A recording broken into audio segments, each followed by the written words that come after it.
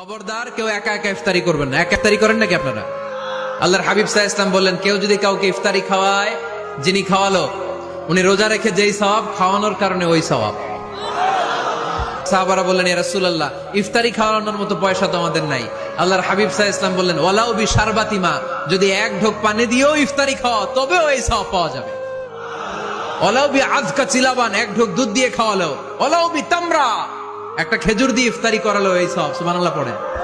বাসায় একসাথে খাবার খান, আলাদা আলাদা না। কিভাবে? একসাথে। যদি একান্নবর্তী ফ্যামিলি হয়, ভাই বোন চাচা মামা একসাথে, তাহলে ছেলে মেয়েরা একসাথে বসবেন না। ছেলেরা সবাই একসাথে, তাদের খাওয়া শেষ, এরপরে মেয়েরা সবাই একসাথে। আর যদি নিজের ফ্যামিলি, স্বামী স্ত্রী ছেলে মেয়ে, তাহলে সবাই মিলে একসাথে খাবেন। খাবেন কোন হাতে?